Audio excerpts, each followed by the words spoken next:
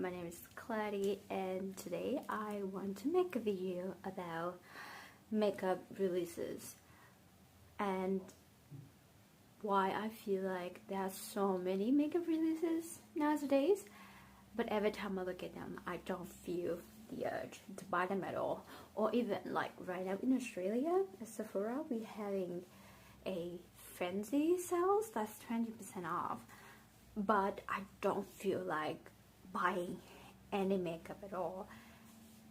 It feels very weird because I have a wish list for the makeup that I want to purchase, something that I'm very interested to try, even it's not new or like sometimes it's new, but I feel very frustrated that I don't really want to buy any more makeup. And the makeup releases are just so boring. And this is just another video that I sit down, apply the makeup that I currently own and talk about an issue that I feel like I'm so intrigued right now to talk about it. And I think you probably, if you follow like makeup news or beauty sales, beauty finance or beauty YouTube in general, you probably heard that makeup sales or generally beauty sales have been going down, and it's kind of like a universal phenomenon observed by a lot of brands, big brands, small brands, and some would say that's because our spending behavior and our attitude towards makeup consumption has changed since the pandemic. And I think there's a truth to that. I think the pandemic really shaped our perspective about how our future might look like and what are the risks, what are something that we should look forward for, rather than spending the money that we can make at a certain point in time. But what if something happened? What if something that's similar to a recession, a pandemic, like a collapse in the economy happens? And what we're gonna do with it when we don't make the same amount of money anymore? And I think there's like some incentives into that, but because I'm not someone who was financially affected by the pandemic, and I feel like I'm so privileged for that. I was still at uni back in Vietnam during that time, and I had the full support from my parents, which is very generous of them. But like overall I feel like I'm pretty conscious with my makeup purchases anyway, so I don't think the financial and the fluctuation in the economy and the integrity of my income would be the main reasons why I don't want to purchase any more makeup these days. So like I said, there's a sales going on, and before the sales I was always thinking that when the sale comes I'm gonna buy this and that. I was prepared for the sales because there are things I want to buy or at least make a video about, like do some review. But overall I'm not interested in new releases anymore because they're all the same. So when I say like there are things that I want to purchase, they are all like old releases, something that has been out for I think a few months already, because at that time I already spent enough time in my mind to think about how I'm gonna use it, like how functional it would be to my collections. So I think that's rather rational to think about the makeup that you slightly sure, moderately sure that it will work for you. And I think I did a good job at thinking about that. But new makeup releases, they are so repetitive. I think they just copy and paste one concept from this brand to another brand, and I think there are only so much that you can do with makeup, cream blushes, cream bronzer, powder product, complexions, everything, beautifier, glow lighter, and now they're using very weird, complicated terminology to name their product so that it sounds more innovative than it should be, but then it's not. It's just the same product. So like an old saying in like, it's like a Chinese proverb or like East Asian's proverb, that you technically use the same vessels, you just put new wine in. And that's how I observe the makeup industry right now. And I think that's kind of a bloom after the pandemic, that they realize that, oh, right now this is trendy. Should we invest in the quantity and numbers of product that we release rather than the quality of each one, so that in the high time of consumerism right now, like we've just recovered from the pandemic, maybe we should motivate people to purchase more so that we have a stable income. And now we have some emergency fund for the future. I'm not sure if that's the makeup brands are thinking right now, but I don't understand why they just reliving the same thing. Cream blood in the stick, and recently I think they released cream bronzer, but like liquid glowy bronzer. I think Makeup Mario is releasing one. There's a one from Say, there's a one from Glossier, and like liquid cream blushes, L'Oreal, etc. And I feel like it's quite exhausting to think about them and don't know whether you should buy from which brand.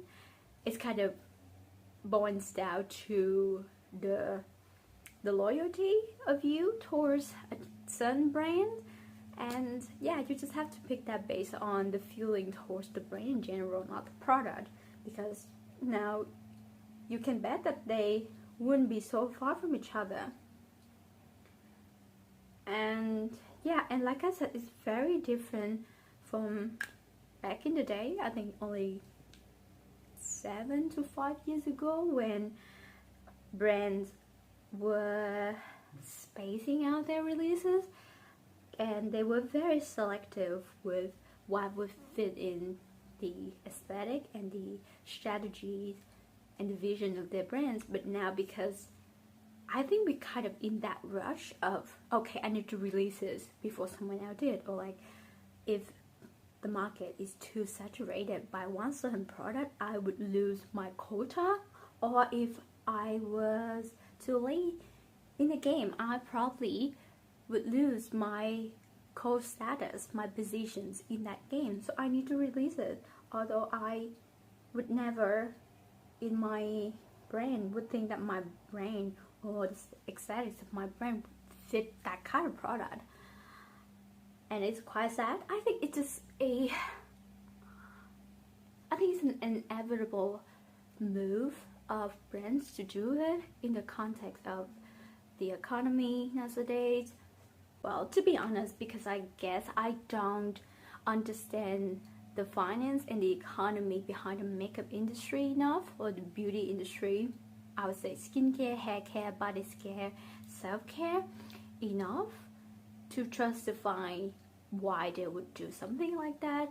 It's probably because it's, even though the sales went down a little bit, their profit margins is still the same but I don't know why it makes sense for them to make people losing enthusiasm and actual interest in a brand by releasing so much like that.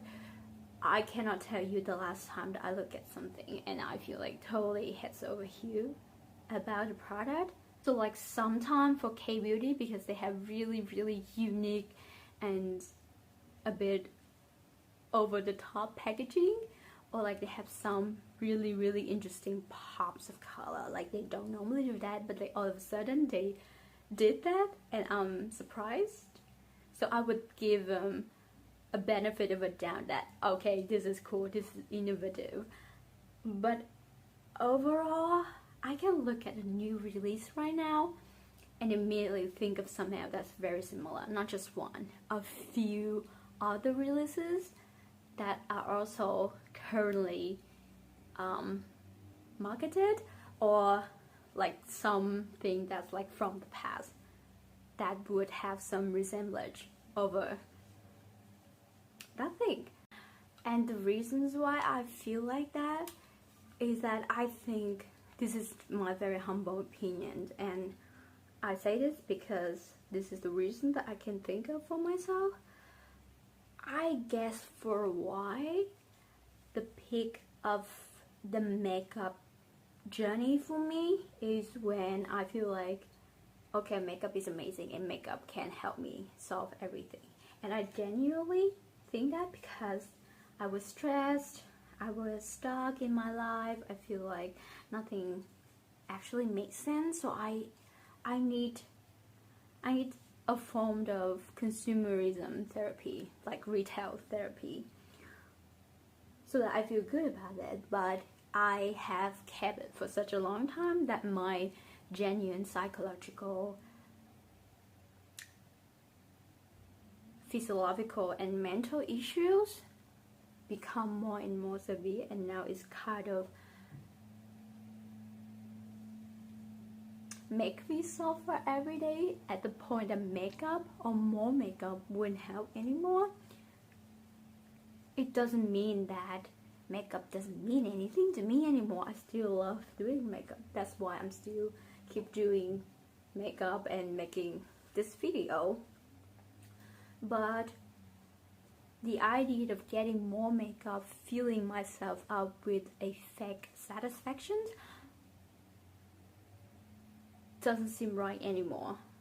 And I think that some part in each of us would realize it at some point, that if it's just a fake inspirations or a fake satisfaction,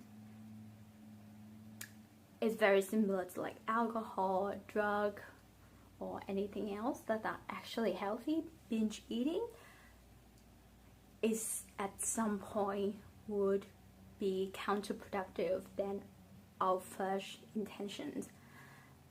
So the peak of a time when I purchase a lot of makeup, I feel like, oh, this is amazing, this is happiness, I feel like all of my problems are solved.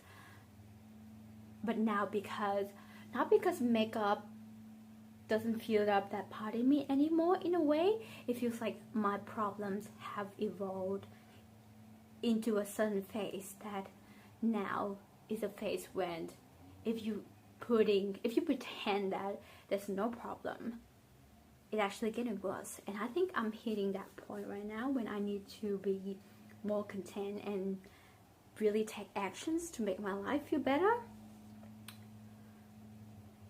And it sucks and frustrated, and it's terrible that the thing that you knew that you loved and it helped you through the hard time all the time, the feeling of joy and happiness and self-indulgence, self-esteem, when you sit down and do makeup and think about interesting new makeup releases, have all gone.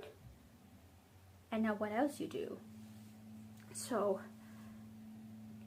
I think that's a part of me that's kind of like mourning and yearning to the past me that could take makeup and constantly buying more makeup seriously like that. It's a good thing because now you know you have one way to cope with your problem, but now it doesn't work anymore. And I think it happened with a lot of people right now, like just regular makeup consumer. I think I kind of like complications after the pandemic, and also I think around the world we have struggled with a bit of a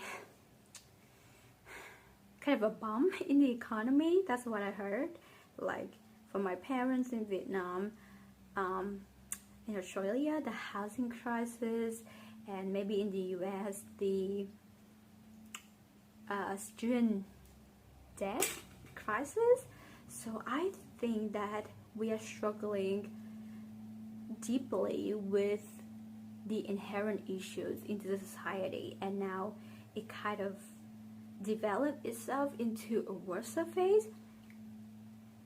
So some of us would eventually, okay, we are at the peak point that we have to realize that we have to do something else rather than buying more. That might be one of the reasons why makeup sales actually went down in the last year or so. And I think it's so relevant, it's so important that we make that realization. And I think it's only healthy for us to do that. But I feel like makeup industry is a part of the economy already, and makeup brand wouldn't want to see it that way, so they want to sell more product. And like us, we want to make more money, we want to be financially stable, so we steer away from dumb purchases. But then we wouldn't help the other part of the economy. Should we feel guilty about it? And I don't know, because if you are well off, if you can afford everything, well then okay, but it's always healthy for you to realize things that you can afford and things that you cannot. And with the crisis right now, like with the housing crisis right now, my boyfriend just moved in with me, so I have to really like figure out, okay, is it affected him? Is there a chance that it might affect me one day? So I'm a bit like, yeah, shivering. I'm a bit worried about, because now we kind of like in the situation together. I have to think about a plan that maybe one day we both affected by it, and makeup is not the priority at that point anymore. If I squander my money on makeup right now, maybe it would be like $100 that I could save and compensate for something that's very important in the future like that. So I think it's a realization that everything is not, okay, this is how much I earned, this is how much I spent. It's more about that kind of worry feeling. And I think I have a stronger than most people from the West.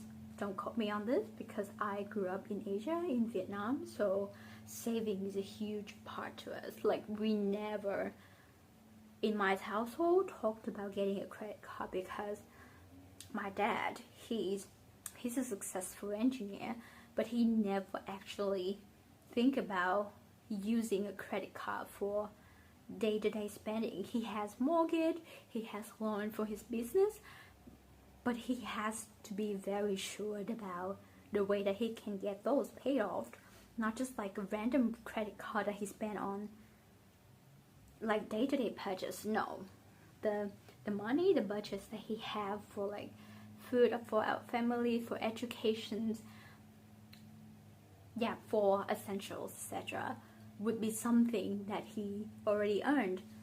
And I think I learned from that. So I'm a bit shocked with the credit card mentality, the credit card culture here.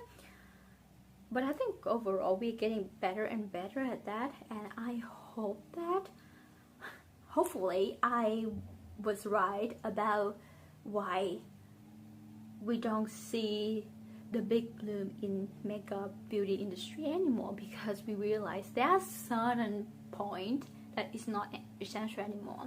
I can say within a budget, within a decent zone, makeup is actually what we need. We need to feel like we're human. We need to feel like we are living, not surviving. But over that, there would be, no, this is over consumerism. This is way too ridiculous for a normal consumer that just do makeup for the aesthetic, for day-to-day purposes, not for their own career. And I think it's also important to think about social media and the way makeup is advertised and marketed right now. Like, you see influencer and makeup YouTuber. I watch YouTube and I don't use TikTok, so that's just like the area that I can talk about. Yeah, it's good to think about the way that you are not making money out of YouTube, out of consuming makeup. And that's kind of like like a new genre for the world. Like in the past, we make something, we produce something, we bring a value, and then we get an exchange for the effort that we put in. So like we producing more value to society, and then we got money, like a compensation for what we've done. But then now we have people that actually putting effort, and part of that effort is buying products to review, to bring like the content to the world, and now they make profit out of it. I think it's a new way to think about that career, and that's why you won't fit in that if you just have a normal 9-to-5 job. You do the job as the majority of people on this planet do, like in a very traditional way. I think it's going to be very different if you put yourself in the position of wanting as much makeup, as much products as someone who bought it, and use the incentive of buying it as like a drive, like a driving force for their income to get to them. So I kind of like don't need that anymore. I feel sometimes FOMO that I could own more luxurious makeup from like designer brand like Gucci, Hermes, Armani. I really love to get the Armani blushes because they are really cute, but I cannot mentally afford it, like because of that reasons, but because I'm not an influencer, I cannot justify getting it. Like if it's on sale, if it's on like a really good sales, 30-40%, which is very unlikely to happen, or like if I can't at one point feel like, okay, I'm totally content, I've been saving up for it for months, now I can actually afford it, so then, well, yeah, I'm totally for it.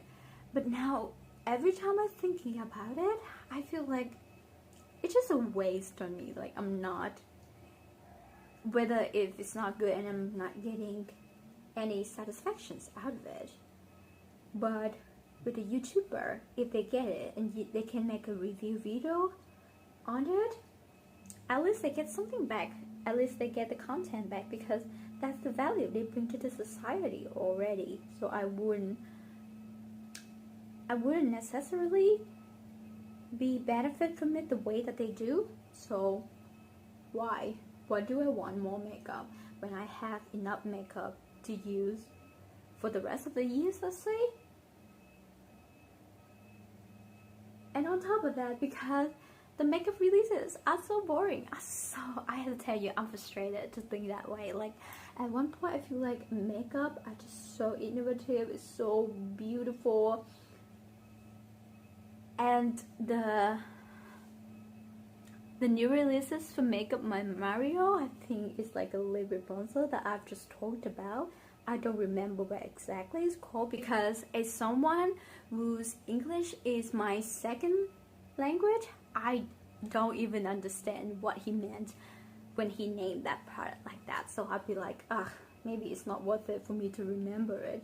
But like, jeez, it's so hard to remember. Like, it's so hard to get what we should do with it. Like, I need somebody there to tell me, oh, it's kind of a sheer glowy liquid bronzer. It's like, okay, now I get it. And it has a palm and a doe foot, so there's a hole at the tip of the doe foot, so now you can actually use a palm, and that kind of suspensions mechanism would push up the product up for you, so you can use it both way, and people think that's innovative. I was like, nah, it's the product itself, not how it portrayed itself to be. It's just two ways to use the same product, and I probably wouldn't tell the difference if I use them both ways. It's just the ease of access. But do I need the ease of access with my level of makeup right now? I wouldn't say no. I think I'm well off with the way that I do makeup. At least I'm satisfied with it, although I don't think it's very professional and up to standard yet. But I feel like, okay, I've done it for long enough. I know what I'm doing, and I know that that extra step, that extra function wouldn't be too functional, so maybe I should save my money for a later time. And that's so different from the way that people see innovative ideas back in the day, when every release is like a hit. Like, it's every once in a while chance that you can see a brand doing something that's strange, that's cool, that would make a difference, that would change the market. Right now,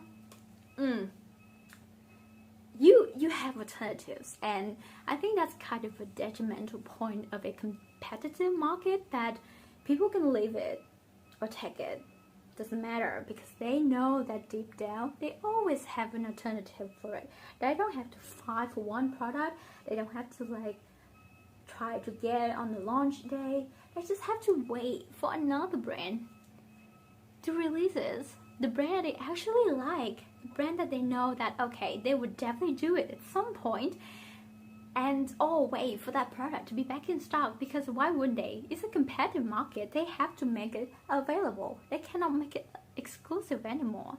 It kind of takes away the value in each original idea, but I think it's good for the majority of the people who just consume makeup as it is, not for the content they can make out of makeup. But it's kind of a vicious cycle. I think it's more of a cycle of life that we hit that peak, like okay, it's so accessible, and people bump into kind of the global maximum, that they feel like, oh, because now it's too much. I think I should slide down the slope a little bit. Like, I should really think about why it's so accessible and why it's so affordable to me, and should I continue it anymore, or is it just accessible but not affordable? Like, so I think it's kind of up to me to decide whether I want to purchase anything during SEPHORA sale. So I think there's a blush from Natasha Denona that I would get, but overall I kind of cannot afford it, because it's kind of a sale that you have to purchase at least $125 or $120 so that you can get 20% off, or else it would be 15% off. And 15% off, I don't think it's worth it. Like, I can get 20, why would I go for 15? I can wait until end of the year when they have like a sales during holiday, so that I can get the full 20%. Or I could just like stop it all. Like, I could wait for the right time for me to purchase the one true blush that I want, the Armani blush. So I think I'm okay either way. So I think it's just a long way for me to hold myself back from making more makeup purchases, because apparently I have more to worry about. I didn't purchase any makeup during the month of April, and now we're kind of like halfway through May already, so I'm confident that my budget of $60 a month would give me some product during that sales, even if it's like a 15% off. But I don't feel like I need anything, and I think it's a good enough reason for me to not getting anything. Maybe some skincare, but I think I have stocked up my skincare well enough for the end of the year. Maybe I would get the Ordinary Niacinamide Serum, because I always use that product, and so far this is the best niacinamide options for me. But strange, makeup is strange. Like, yeah, I would love to read more about the makeup trends and the makeup industry and the sales problem and the reason why they all look the same. But I guess that's the end of the video, and yeah, that's all I want to say. That's how I feel about the makeup industry right now and the releases, and I definitely think that we have lost a part of our interest in new makeup releases. I haven't touched the indie makeup aspect of it, and I think that's more wide now. Like, I've seen creators that talk about the insane amount of releases there, but I'm not really like a follower of that particular kind of sector, so I couldn't say anything about that. But yeah, it's just strange, and I thought I would love to learn more about this. Once again, I'm Cloudy, and hopefully we see each other again. Bye.